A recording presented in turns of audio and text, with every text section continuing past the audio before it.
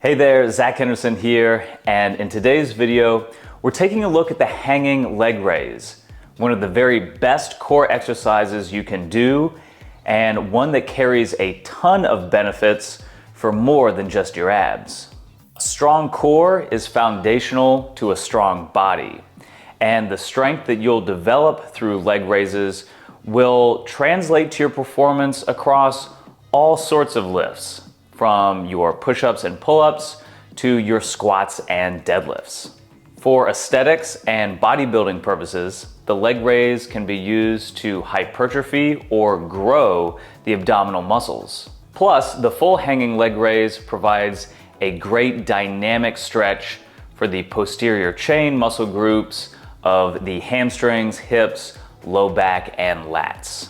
So let's dive in and take a look at the hanging leg raise technique, and then I'll show you 7 of my favorite progressions to work up to the hanging leg raise while developing some serious core strength along the way.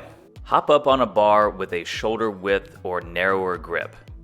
Flex the quads, glutes, abs, and lats into a hollow body shape. Exhale as you fold like a jackknife, pushing your hands forward while driving the legs up. Allow the low back to round while the abs flex to tilt and raise the pelvis. Actively push your shins or feet into the bar to maximize the contraction. Inhale as you lower your legs under control, finishing back in the hollow body shape. The hanging leg raise should be performed with an emphasis on slow, steady movement. Don't rush or use momentum. Keep your glutes and lats tight at the bottom to prevent swinging into the next rep. Really think about pushing your arms forward and keeping the pelvis tucked. Now, the strict hanging leg raise is a tough move and is a rare thing to see in most gyms. But it is an exercise worth working up to if you want to truly maximize your total body strength. Now, there are many dozens of progressions and variations you could do, but I'm going to show you the top 7 exercises you'll need to build up the skill and strength for full hanging leg raises. First, we'll actually perform the hanging leg raise pattern on the floor. Rack a barbell low so it sits low to the ground. You can also use a dowel rod speared between 2 heavy kettlebells. We'll start with negative reps. Tuck your knees into the chest and reach the feet to the bar. Contract your abs hard and slowly lower the legs. Start by pausing and reversing the movement at 90 degrees, eventually moving all the way out to the full hollow body position. Progress to the full leg raise pattern and lower the anchor point of the grip to help open the shoulders. The next progression is the L-sit hold, and this one will amp up the strength of your core, deep hip flexors, and triceps. Sit on a bench or chair and grasp around the edge. Tuck the knees up as you push straight down into the float. Work on straightening one, then both legs out into the L shape. This is a great exercise for building high tension core strength without taxing the grip. Now we move up to the bar for hanging knee raises. From the hollow body position, simply tuck the knees as far up to the chest as you can control. Move slowly, exhaling with a crunch and inhaling on the negative. Remember to keep the lats engaged and push the hands forward. Our next progression will simply be adding load to the hanging knee raise. Depending on what you have on hand, you have a few options here. You can grasp a dumbbell or medicine ball between the feet, hang light kettlebells from the toes, or simply wear heavy boots.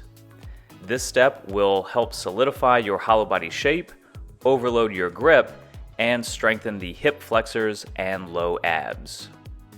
At this point, we'll start incorporating more of the straight leg shape to add leverage to the abs and work the flexibility of the hamstrings, hips, and low back. This is the frog raise, which starts as a bent knee raise up, then you'll pause, straighten the legs out into an L shape, and then keep them straight all the way down. You can add micro progressions here by straightening one leg at a time or trying the open straddle position. The next step is the hanging L raise. Lock your legs out strong and lift them up until they're parallel to the floor. Pause at the top to ensure there's no momentum and slowly lower down. As a bonus tip for strengthening your L shape, try adding a pull-up with every raise. Our very last progression is working the slow negative of the full hanging leg raise, just like we did on the floor. Tuck the knees up and reach the feet to the bar. Pause in this fully contracted position and slowly lower your legs. Challenge yourself by adding pauses at various ranges of motion to ensure you're maintaining control. If you're feeling limited by your flexibility or core strength, try these with one leg straight at a time. Now, I'd be remiss if I didn't address the fact that leg raises require a tremendous amount of grip strength and shoulder mobility.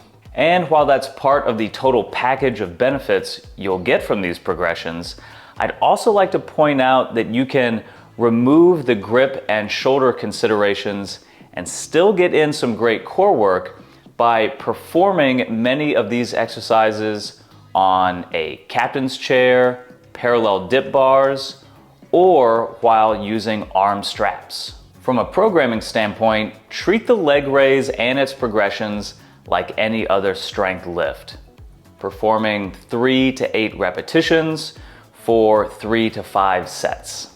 Now, once you've mastered the hanging leg raise, you can of course push that volume higher, but just remember that this is a lift that emphasizes controlled tension and strength. Doing 1,000,000 reps kind of defeats the training purpose and either means that you need to choose a more challenging progression or you need to tighten up your technique. Hey, thanks for watching the video all the way to the end. If you got something out of it, do be sure to give it a thumbs up and subscribe to the channel. As a reminder, you can find all of my training offerings and resources in the description box below. Here's wishing you all the best in your training, and we'll see you in the next video.